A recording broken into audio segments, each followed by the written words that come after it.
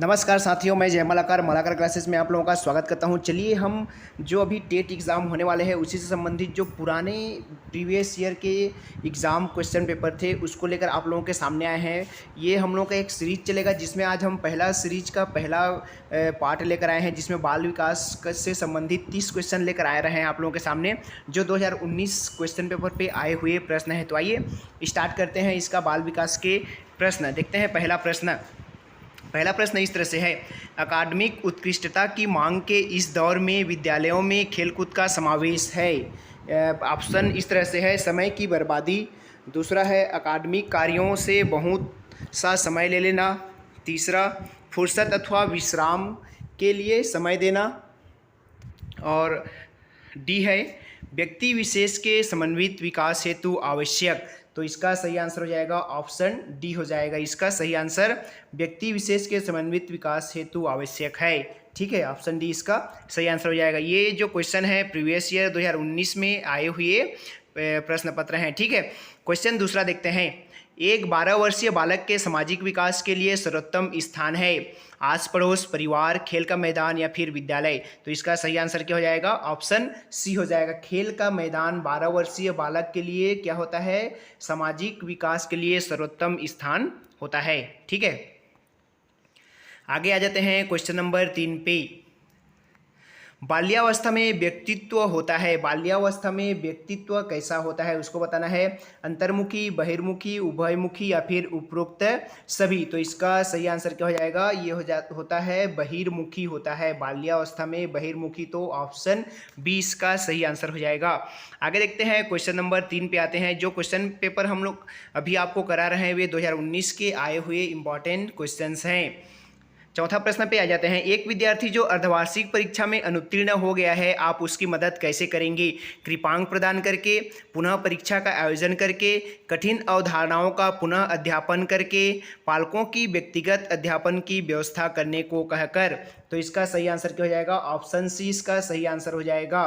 कठिन अवधारणाओं का पुनः अध्यापन करके, है ना, उसको जो कठिन लगेगा उसको फिर से पढ़ाकर उसका क्या किया जा सकता है, उसकी समस्या का समाधान किया जा सकता है।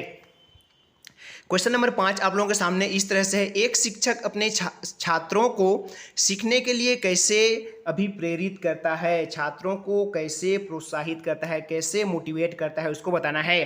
ठीक है, तो इसमें हो जाएगा अनुशासन के द्वारा, प्रश्न पूछकर, जिज्ञासा जगाकर या फिर कहानी लेखन द्वारा। तो इसका सही आंसर क्या हो जाएगा? जिज्ञासा जगाकर। बच्चों के अंदर जिज्ञासा जगाओगे कि उसको मोटिवेट करोगे तो क्या होता है, बच्चे और ज़्यादा प्रेरित होने लगते हैं। ठीक है, आगे देखते हैं क्वेश्चन नंबर 6।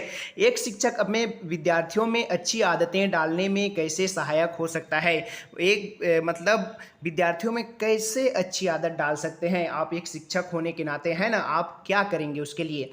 पाठ्य सहगामी क्रियाओं के आयोजन द्वारा, एक आदर्श के रूप में, पुरस्कार एवं दंड का प्रयोग करके या फिर उपरोक्त सभी। तो यहाँ पे आपको लेना है ऑप्शन डी, उपरोक्त सभी लेना है ना? ऑप्शन डी हो जाएगा। देखिए, पाठ्य सहगामी क्रियाओं का आयोजन भी करेंगे, एक आदर्श रूप, रोल मॉडल उनके सामने प्रस्तुत करेंगे, कभी कभी पुरस्कार भी देंगे और कभी कभी दंडित भी करेंगे। ये सभी उस पर समावेशित हो जाएगा।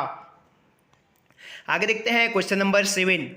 एनसीएफ 2005 के अनुसार शिक्षक की भूमिका होनी चाहिए। एनसीएफ 2005 के अनुसार शिक्षक की भूमिका कैसी होनी चाहिए? एनसीएफ 2005 से एक न एक क्वेश्चन जरूर आता है, तो एनसीएफ 2005 अच्छे से पढ़ लीजिएगा। और ज़्यादा वीडियो देखना चाहते हैं तो आप हमारी पुरानी वीडियो प्लेलिस्ट पर जाकर देख सकते हैं। एनसीएफ 2005 से संबंधित बहुत सारे क्वेश्चन बने हुए हैं। ठीक है, तो देखिए इसमें ऑप्शन इस तरह से है, अनुज्ञात्मक, प्रामाणिक, सरल या फिर उपरोक्त में से सही, उपरोक्त में से कोई नहीं, है ना? तो देखिए 7वां का सही आंसर क्या हो जाएगा? ऑप्शन सी हो जाएगा, सरल। ठीक है, एनसीएफ 2005 के अनुसार शिक्षक की भूमिका कैसी होनी चाहिए? सरल होनी चाहिए। आगे आते हैं क्वेश्चन नंबर 8 पर।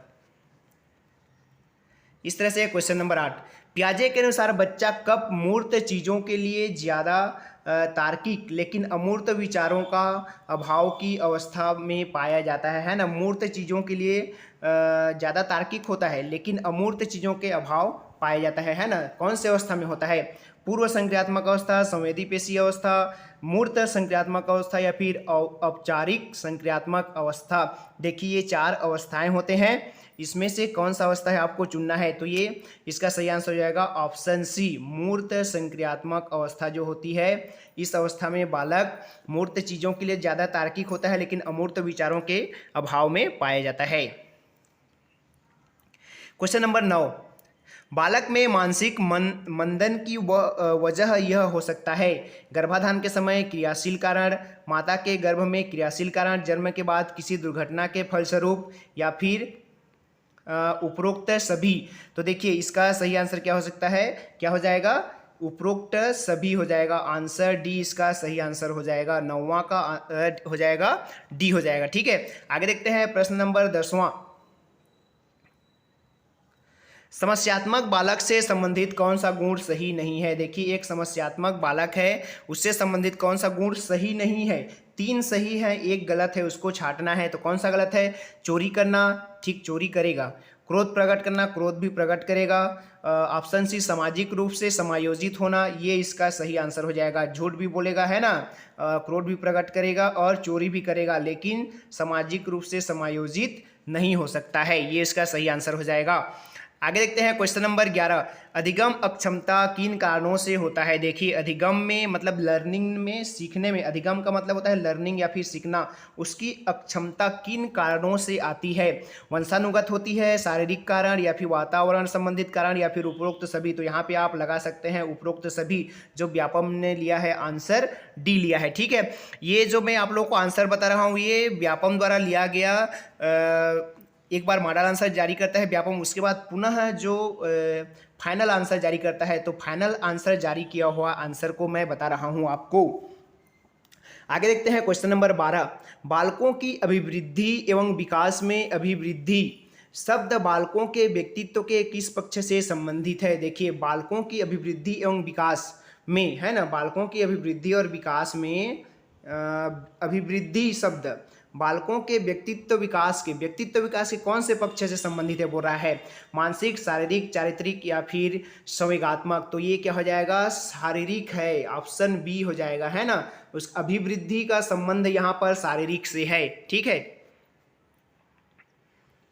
आगे बढ़ते हैं क्वेश्चन नंबर 13, निम्नलिखित में से कौन सी व्यूह रचना समस्या केंद्रित है? देखिए कौन सी व्यूह रचना जो है समस्या को उत्पन्न करती है या फिर समस्या केंद्रित होती है? प्रयोजना, अन्वेषण, खोज, उपरोक्त सभी। तो इसका देखिए ऑप्शन डी हो जाएगा। उपरोक्त सभी जो है क्या है? व्यूह रचना समस्या केंद्रित होते हैं। उपरोक्त सभी क्या है? समस्या केंद्रित हैं। आगे देखेंगे हम क्वेश्चन नंबर 14, निम्नलिखित में से कौन सा कथन शिक्षक की भूमिका के संबंध में सही है? शिक्षक के लिए कौन सा सही है उसको बताना है। शिक्षक को समालोचनात्मक होना चाहिए, शिक्षक को अच्छे विद्यार्थियों का पक्ष लेना चाहिए, शिक्षक का विद्यार्थियों के प्रति मित्रवत दृष्टिकोण होना चाहिए, शिक्षक को विद्यार्थियों से दूरी बनाकर रखना चाहिए। तो इसका सही आंसर क्या हो जाएगा? ऑप्शन सी, शिक्षक का विद्यार्थियों के प्रति मित्रवत दृष्टिकोण होना चाहिए। ऑप्शन सी इसका सही आंसर हो जाएगा। ठीक है, आगे बढ़ते हैं क्वेश्चन नंबर 15 की ओर। एक नवजात अपनी माता के स्पर्श की प्रतिक्रिया में मुस्कुराता है, यह निम्नलिखित में से किस प्रक्रिया का उदाहरण है? संज्ञानात्मक, जैविक, सामाजिक या फिर विश्लेषणात्मक। तो देखिए एक जो नवजात बच्चा होता है उसकी माँ का स्पर्श पाकर मुस्कुराता है या फिर खुश होने लगता है, प्रसन्न होने लगता है, तो यह क्या है उसको बताना है आप लोगों को। तो ये है सामाजिक, क्या हो जाएगा? संवेगात्मक। ऑप्शन सी इसका सही आंसर हो जाएगा, एकदम बिल्कुल सही। ठीक है, आगे देखते हैं हम क्वेश्चन नंबर 16 की ओर बढ़ते हैं। क्वेश्चन नंबर 16, एक बालक जिसकी शिक्षा की प्राप्तियां उस स्तर से कम है जिसके वो योग्य है, उसे हम खाली स्थान कह सकते हैं। देखिए एक बालक जो है जितने वर्ष का है और जितने शिक्षा प्राप्त करना चाहिए उतना नहीं कर पाया है, उससे कम है, तो ऐसे बालक को क्या कहेंगे? प्रतिभाशाली बालक कहेंगे, पिछड़ा बालक कहेंगे, अपराधी बालक कहेंगे या फिर विकलांग बालक कहेंगे? तो देखिए जो ऐसे बालक को हम कहेंगे पिछड़ा बालक कहेंगे, है ना। उम्र तो ज़्यादा हो गया है लेकिन थोड़ी शिक्षा कम है ना। आगे देखते हैं, एनसीईआरटी की नवीनतम पाठ्य चर्चा की रूपरेखा अस्तित्व में आई। देखिए जो ये इसके पहले का पूछा गया एनसीईआरटी की नवीनतम पाठ्य चर्चा की रूपरेखा अस्तित्व में आई है। देखिए ऑप्शन इस तरह से है 2004, 2005 या फिर 2006। तो ये आया था एनसीएफ वाला 2005 में आया था। ऑप्शन सी इसका सही आंसर हो जाएगा। देखते हैं 18 नंबर, एक 11 वर्षीय बच्चे से संबंधित कौन सा कथन सही नहीं है। देखिए सही नहीं है उस कथन को चयन करना है आपको। तो देखते हैं यहाँ पे, समूह में खेलने के लिए अग्रसर रहता है, उसमें नेतृत्व के गुणों का विकास हो सकता है, अजनबियों के विरुद्ध चिड़चिड़ापन प्रकट करता है और उसके व्यवहार पर समूह का प्रभाव होता है। तो देखिए नहीं है बोला है ना, तो नहीं है बोला है तो इसका सही आंसर हो जाएगा अजनबियों के प्रति या फिर अजनबियों के विरुद्ध चिड़चिड़ापन प्रकट करता है, ये नहीं होगा। ठीक है, आगे देखते हैं क्वेश्चन नंबर 19। देखिए क्वेश्चन नंबर 19 इस तरह से है, यदि बालक में अधिगम अक्षमता का संबंध संवेदन तथा गामक तंत्र में आए दोष से है तो किस प्रोग्राम का प्रयोग किया जाता है। देखिए इसमें कौन से प्रोग्राम का प्रयोग किया जाता है उसको बताना है। ठीक है, तो व्यापम ने इसका सही आंसर लिया था ऑप्शन सी को, स्ट्रॉस लेहटिनेन क्रिक्सैंक परसेप्चुअल मोटर प्रोग्राम को, है ना, इसका यही ऑप्शन लिया था, ऑप्शन सी को लिया था। ठीक है, याद कर लीजिएगा, बहुत ही कठिन नाम है। आगे देखते हैं क्वेश्चन नंबर 20, श्रवण बाधित बच्चों को पढ़ाने के लिए क्या प्रयुक्त किया जाता है। यंत्र, ब्रेल लिपि, सांकेतिक भाषा, उपरोक्त में से सभी। तो देखिए यहाँ पे जो ब्रेल लिपि है वो तो जो दृष्टिबाधित होते हैं उनके लिए होता है ना। और व्यापम ने पहले इसका मॉडल आंसर पे यंत्र लिया था, है ना, लेकिन बाद में जब उसको फाइनल आंसर जारी किया तो ऑप्शन सी को ले गया, सांकेतिक भाषा, है ना। तो जबकि सांकेतिक भाषा आपका होता है जो गूंगे लोग होते हैं, गूंगे बहरे दोनों के लिए होता है, तो इसीलिए व्यापम ने इसको सांकेतिक भाषा को लिया। लेकिन जब मॉडल आंसर जारी किया था व्यापम ने तो आंसर ए को लिया था, लेकिन बाद में उसको सुधारते हुए ऑप्शन सी को लिया है, क्योंकि ये गूंगे बहरे दोनों के लिए होता है सांकेतिक भाषा। ठीक है, आगे देखते हैं, विलियम किलपैट्रिक को शिक्षण के किस विधि के योगदान के लिए जाना जाता है। देखिए विलियम किलपैट्रिक जो हैं, जो मनोवैज्ञानिक हैं, उनको कौन से शिक्षण विधि के योगदान के लिए जाना जाता है। व्याख्यान विधि, प्रोजेक्ट विधि, खेल विधि या फिर वैज्ञानिक विधि। तो किलपैट्रिक जब भी आएगा आप याद रखिएगा प्रोजेक्ट विधि से संबंधित हैं किलपैट्रिक। ठीक है, ऑप्शन बी। 22वां देखते हैं, किशोरावस्था को सर्वोत्तम प्रकार से परिभाषित करने वाला एक शब्द है परिवर्तन। यह परिवर्तन शारीरिक, सामाजिक और मनोवैज्ञानिक है। यह कथन किसका है। देखिए किशोरावस्था को सर्वोत्तम प्रकार से परिभाषित करने वाला एक शब्द परिवर्तन है। यह परिवर्तन शारीरिक, सामाजिक और मनोवैज्ञानिक है। यह कथन है बिग्गी एवं हंट का है। ठीक है, याद रख लीजिएगा, बिग्गी और हंट का कथन है। आगे देखते हैं क्वेश्चन नंबर 22 की ओर, बच्चों के खाली स्थान को उनके व्यवहार के चिन्हों जैसे तनाव, बेचैनी और हकलाने से जाना जा सकता है। बुद्धि, सृजनात्मकता, संवेग या फिर परिपक्वता। तो इसका सही आंसर हो जाएगा ऑप्शन सी, संवेगों को जो है उनके किसके नाम से जाना जा सकता है, व्यवहार में तनाव, बेचैनी और हकलाने से जाना जा सकता है। आगे देखते हैं क्वेश्चन नंबर 24, 5 वर्ष का बच्चा पहली बार चिड़ियाघर में ऊंट को देखकर कहता है घोड़ा। यह उदाहरण संज्ञानात्मक योजना के किस सुधार की प्रक्रिया को प्रदर्शित करता है। समावेशीकरण, समायोजन, संरक्षण या फिर क्रमिकता। तो इसका सही आंसर हो जाएगा समावेशीकरण करता है वो, है ना। घोड़ा को, ऊंट को देखकर घोड़ा कहने लगता है, उसके मन में जो अवधारणा बनी रहती है उसी का वो समावेशन करने लगता है ना, समावेशित करने लगता है उसी को। आगे देखते हैं क्वेश्चन नंबर 25, अनुभव के द्वारा व्यवहार में होने वाले परिवर्तन को कहते हैं। देखिए अनुभव के द्वारा, है ना, अनुभव के द्वारा जो आपके व्यवहार में परिवर्तन होगा उसको क्या कहेंगे। उपलब्धि, रुचि, अभिप्रेरणा या फिर सीखना। तो इसका सही आंसर हो जाएगा ऑप्शन डी, सीखना कहा जाता है। आपके अनुभव ही क्या है और आपके व्यवहार में परिवर्तन होगा आपके अनुभव से, है ना, तो उसी को क्या बोला जाएगा, सीखना। प्रथम किंडरगार्टन प्रारंभ किया था। किंडरगार्टन जब भी आएगा तो आप वहाँ पे आंख मूंद कर लगा देना फ्रोबेल। ठीक है, तो इसका सही आंसर हो जाएगा ऑप्शन ए हो जाएगा। किंडरगार्टन प्रणाली का जन्मदाता, किंडरगार्टन के बारे में कुछ भी पूछे तो आप क्या लगाएंगे, फ्रोबेल लगा देंगे।